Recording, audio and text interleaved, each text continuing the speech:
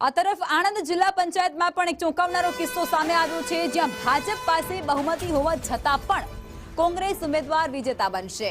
આણંદ જિલ્લા પંચાયત પ્રમુખ પદ એસટી અનામત છે।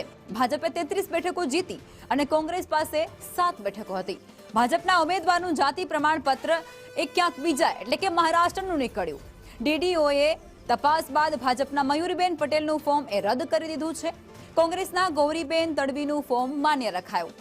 કોંગ્રેસના ઉમેદવાર બિનહરીફ વિજેતા બની જશે, જેમાં હાડગુડની આદિવાસી બેઠક પરથી તેઓ વિજેતા થયા છે। ગૌરીબેન તડવી 40માંથી 33 બેઠકો જીતવા છતાં પણ ભાજપને ત્યાં પ્રમુખ પદ નથી મળ્યું અને કોંગ્રેસ ત્યાં હારેલી બાજી પણ જીતી ગઈ હોય તેવું અત્યારે આ પરિસ્થિતિ ઉપરથી કહી શકાય છે।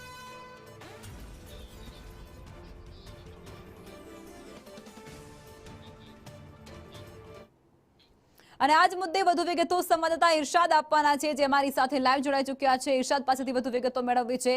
ઇરશાદ, આખો જ મામલો શું છે એ પણ સમજવું છે અને અહીં એવું લાગી રહ્યું છે કે ભાજપ ભલે જીત્યું હોય પણ કોંગ્રેસ આ બધા વચ્ચે હારેલી બાજી પણ જીતી જશે, કારણ કે પ્રમુખ પદ એ કોંગ્રેસને મળશે।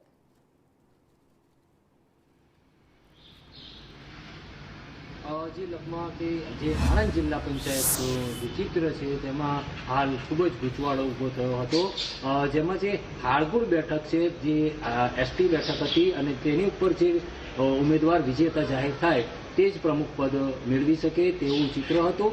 અને આ હાડગુડ બેઠક ઉપર કોંગ્રેસના જે ગૌરીબેન તડવી છે તેઓ વિજેતા થયા હતા, જ્યારે ભાજપે જે મયુરીબેન પટેલ છે સારસા જનરલ બેઠક પર વિજેતા થયા હતા, તેમને ઉમેદવાર જાહેર કર્યા હતા અને તેઓનું એસટીનું જે પ્રમાણપત્ર છે તે મહારાષ્ટ્રનું હતું અને તેઓએ મૂક્યું હતું, પરંતુ ચૂંટણી અધિકારીએ તેઓનું આજે મહારાષ્ટ્રનું એસટી અનામતનું જે પ્રમાણપત્ર હતું તેને માન્ય રાખ્યો ન હતું અને તેમનું ઉમેદવારી પત્ર જે છે તે રદ કરવામાં આવ્યું હતું।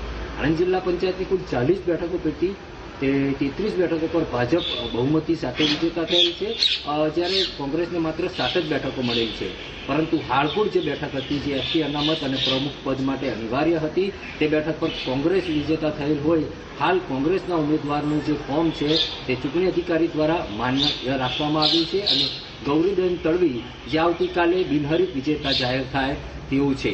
અને જે ભાજપના ઉમેદવાર હતા તેમનું જે પ્રમાણપત્ર મહારાષ્ટ્રનું હોવાના કારણે આ રદ કરવામાં ફોર્મ આવતા હાલ કોંગ્રેસના ઉમેદવાર બિનહરીફ વિજેતા જાહેર થશે તેમ લાગી રહ્યું છે। જી આભાર ઇરશાદ।